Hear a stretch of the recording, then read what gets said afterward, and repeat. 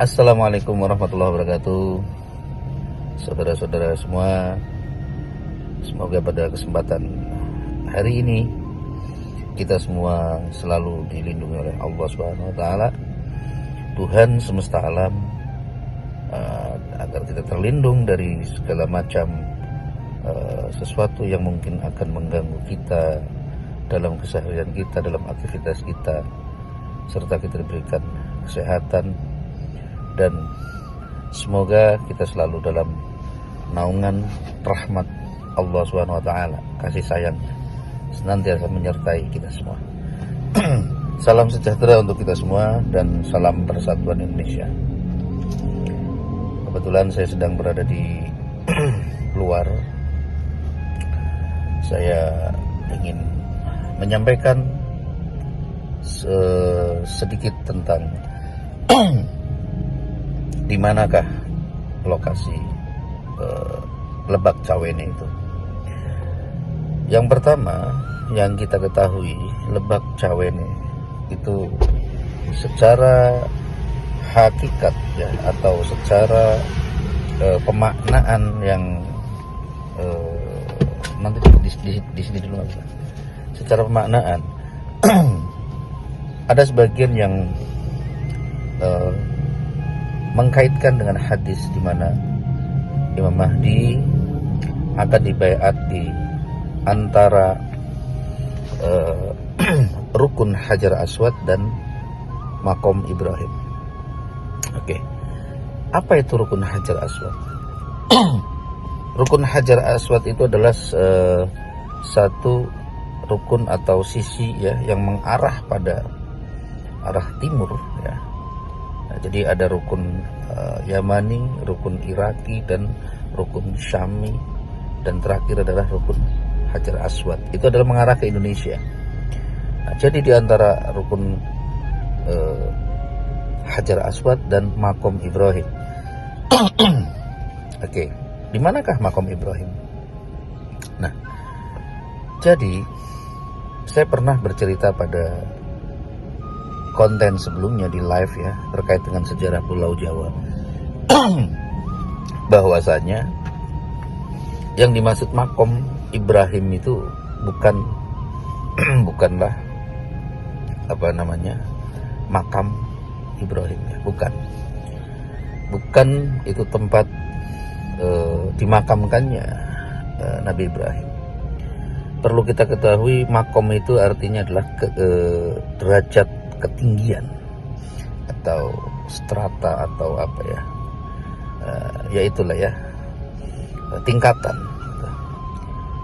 Nah, sehingga di sini kita perlu diketahui bahwa makna dari Makom Ibrahim adalah satu tempat yang merupakan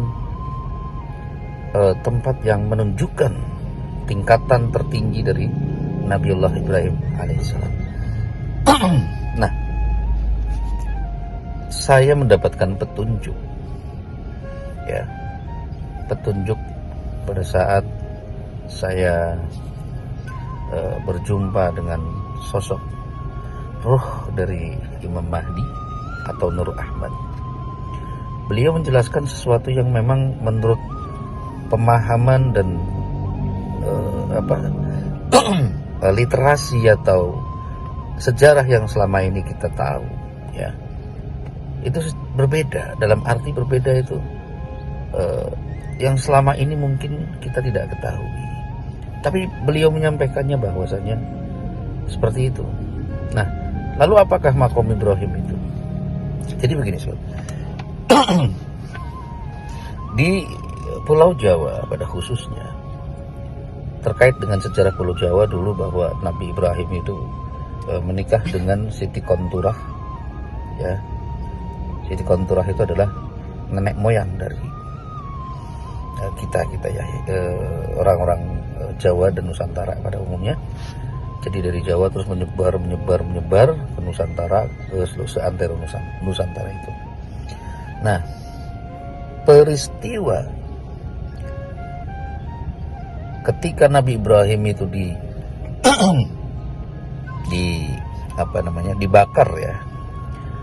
dibakar di atas di atas tumpukan kayu ya, yang kemudian kayu itu ditumpuk di tengah-tengahnya. Itu sebelum kayu itu kan kalau dibuat api unggun seperti itulah ya, model seperti itu kan kayunya berdiri miring seperti itu ya, kira-kira mungkin seperti itu. Di tengah-tengahnya itu ditancapkan besi. Besi itu kemudian ditancapkan dalam gitu ya. Nah, di samping-sampingnya itu semacam kayak tungku gitu, itu kayu mengelilinginya. Nah, lalu di sanalah Nabiullah Ibrahim dibakar. Nah, ya di situ kan kita tahu ada peristiwa di mana Allah memerintahkan api untuk segera dingin ya, untuk menyelamatkan Ibrahim. Allah berkata kepada api, "Qul ya narukuni bardaw wa salaman ala Ibrahim." Kan gitu. Katakan, hai api, ya kan? Ya narukuni, ya kan? Hai api, nih, ya kan? Hai api, selamatkanlah, dinginkanlah dirimu, istilahnya gitu, dan selamatkanlah Nabi Ibrahim. Nah, itu peristiwa itu. Nah, di situ makna dari makom Ibrahim, di mana tadi saya sampaikan itu makom itu artinya adalah tingkatan. Nah, itu yang dimaksud dengan makom Ibrahim itu adalah tingkatan ketakwaan yang paling tingginya, tingkatan kepasrahan yang paling tinggi dari seorang Nabi Allah Ibrahim alaihissalam itu adalah pada saat dibakar itu. Kemudian beliau itu selamat kan ya, dengan kepasrahannya, dengan kesabarannya gitu, menghadapi ujian pada saat mau dibakar itu. Nah, makanya itu disebut sebagai makom Ibrahim, artinya tingkatan ketakwaan, keikhlasan dan kesabaran dari sosok Nabi Allah Ibrahim ketika akan dibakar. Nah, lokasinya di mana? Nah, lokasinya adalah yaitu di sekitar Pulau Jawa, atau tepatnya di tanah Pajajaran. Memang sejarah ini sedikit membuat kita bertanya-tanya, apa iya gitu? Nah, ya kembali lagi bicara sejarah. Sejarah kita itu sudah diputar balikan oleh orang-orang, saya sebut saja orang-orang Yahudi, orang-orang Zionis, yang memang mereka itu tidak ingin melihat ya Islam khususnya, dan juga Nusantara khususnya ya, itu menjadi tempat atau daerah atau sesuatu yang lebih mulia dibandingkan dengan Yahudi atau orang-orang Israel. Maka juga sering dikatakan kan bahwa Jawa itu lebih tua daripada Bani Israel. Ya pantas, karena Nabi Ibrahim saja kan dahulu ada di Jawa, baru turun-temurun sampai ke leluhurnya Bani Israel. Itu masih jauh, jadi masih tuaan Jawa. Nah, makanya yang namanya Lebak Cawene itulah, atau paku bumi, kalau orang bilang juga patok besi, atau bahasa lainnya adalah paku torekot. Kenapa disebut paku torekot? Karena disitulah pakunya dari perjalanan ya, tentang ketakwaan yang sesungguhnya, tentang menuju ke ma'rifatan, tentang menuju ke jalan Allah gitu. Nah, disitulah paku torekot itu, atau paku bumi, atau patok besi gitu ya. Nah, itu ditancapkan. Nah, di situ kemudian dijadikan kita sebut sebagai makom Ibrahim. Nah, dan jangan lupa saudara, kemarin saya juga jelaskan terkait dengan Laut Merah, bahwa Nabi Musa itu pun ada tidak jauh dari tempat tersebut. Kalau kita bicara Nabi Khidir berjumpa dengan Nabi Musa itu di daerah Cirebon. Karena dulu Cirebon itu adalah lokasi awalnya itu di Laut Merah. Ya, ketika peristiwa Nabi Sulaiman memindahkan kerajaannya Ratu Bilqis ke posisi yang sekarang ini Pulau Jawa sebetulnya itu. Disitulah berpindah. Ya, termasuk Borobudur peninggalannya. Nah, kita memang sulit menerima ini, seluruh. Karena apa? Kita sudah didoktrin oleh pengetahuan atau sejarah-sejarah yang telah diputarbalikkan oleh kaum Israel itu, Zionis.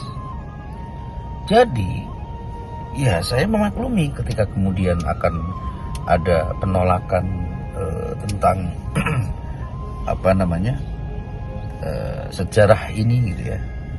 Ya saya pun tidak memaksa untuk kita semua, panjenengan semua percaya dengan apa yang saya sampaikan. Tetapi demikianlah petunjuk yang saya dapatkan, yang saya peroleh dari sosok Nur apa namanya atau ruh secara ruhani ya tentunya ya, dari Imam Mahdi. Nah sehingga bukan hanya Anda saja, saya pun sempat bertanya gitu. Oh ternyata seperti ini. Tapi saya tidak mungkin untuk kemudian tidak mempercayainya kan, karena ya beliau itu siapa kan? Imam Mahdi itu siapa? Nur Ahmad itu siapa gitu. Nah itu benar. Jadi apa ya? Terkadang kita karena sudah terlalu banyak dijejali dengan berbagai macam pengetahuan dan berbagai macam literasi yang kemudian menjadi pengetahuan umum, pada akhirnya kita itu lebih apa namanya percaya. Ya maklum karena memang tahun bahkan ya kan. Ya sejarah itu dibangun oleh mereka. Nah disitulah mungkin ya kalau saya katakan ini kaitannya bahwa kenapa kaum Yahudi itu memerintahkan atau mengutus J.P. Kuhn ya, orang Belanda itu, VOC itu untuk betul-betul menghancurkan Indonesia. Jadi Indonesia itu dihancurkan tuh oleh Israel itu. Dia tidak turun tangan langsung, tapi dia menggunakan bendera lain, yaitu apa? Lewat perusahaan dagang Belanda namanya VOC. Nah, dihancurkan sedemikian rupa dari budayanya, dari ideologinya, dari apa namanya dari individunya atau fisik manusianya, dari alamnya, dari bukti-bukti sejarahnya, dihancurkan semuanya. Bagaimana caranya untuk menghapus jejak sejarah itu? Itu yang dilakukan oleh Belanda. Nah, akhirnya karena memang Belanda saat itu berkuasa, kita tak berdaya, orang-orang tua kita dulu tidak berdaya. Makanya kemudian mereka, Belanda ini mengubah sejarah seenaknya sendiri seperti itu. Ya karena memang itu adalah perintah atau visi dan misi dari kaum Yahudi itu untuk menghapus sejarah supaya kita itu tidak tahu siapa nih jati diri dari bangsa Indonesia itu. Jadi saya memaklumi ketika kemudian akan ada orang yang atau panjenengan yang berpikir ini ngarang gitu. Wajar karena ini adalah satu pengetahuan yang belum pernah dibuka ya. Dan saya diperintahkan untuk menyampaikan ya, Nah artinya kembali lagi ke makom Ibrahim ya. Antara Hajar Aswad dan tempat pembaiatannya ya, antara rukun Hajar Aswad dan makom Ibrahim itu lokasinya di situ. Itu di Pajajaran, di daerah Pajajaran, Jawa Barat ya. Nah, kemudian di situ jugalah Musa ya dan para nabi terdahulu ya, kemudian Rasulullah Sallallahu Alaihi Wasallam dan para sahabatnya yang sebanyak 124.000. Terus pasukan Ahlul Badar yang secara kegaiban ya, ruhnya, terus ruh dari para leluhur Nusantara dan ruh para leluhur dunia, terus pasukan-pasukan yang dari seluruh dunia yang ingin bersatu padu, ingin bergabung dengan Imam Mahdi.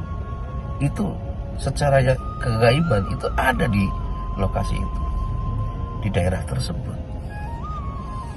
Nah, nanti pada saat kemudian ada suatu acara, misalkan ada perkumpulan para ulama, perkumpulan para aulia dan mungkin para spiritualis, itu meramaikan satu tempat di mana di situ betul-betul ramai, yang jumlahnya mungkin ribuan, bahkan mungkin puluhan ribu mungkin ya, atau ya kita sebut ribuan saja lah. Misalkan ada kumpulan ribuan ulama dan para aulia, maka di situ kemungkinan adalah tempat daripada pembaiatan Imam Mahdi itu. Ya, saya yakin tempatnya di Indonesia. Saya sangat yakin Imam Mahdi muncul di tanah Jawa, di Indonesia, ya, dan akan dibaiat di Indonesia. Ya, kenapa tidak di Makkah? Ya, karena hadis itu bukan bohong, bukan, tetapi itulah caranya Rasulullah, caranya Allah menyelamatkan atau menyembunyikan sosok Imam Mahdi. Dari apa? Dari orang-orang yang ingin membunuhnya tentunya. Ya, orang-orang yang ingin membunuhnya itu siapa?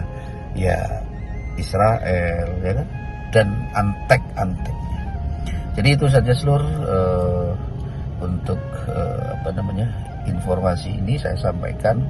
Kebetulan lagi di jalan tadi, karena saya setiap mendapatkan petunjuk saya harus segera sampaikan agar saya tidak lupa. Maka dimanapun saya berada ketika itu, saya akan langsung membuat video, kemudian saya akan menyampaikannya kepada Mas Surya, atau mungkin saya juga akan share kemana-mana sebagai bentuk pemberitahuan atau penyampaian berita yang harus memang saya sampaikan. Demikian dari saya, terima kasih. Billahi taufik wal hidayah. Assalamualaikum warahmatullahi wabarakatuh. Rahayu, rahayu, rahayu. Salam Persatuan Indonesia. Salam Bhinneka Tunggal Ika.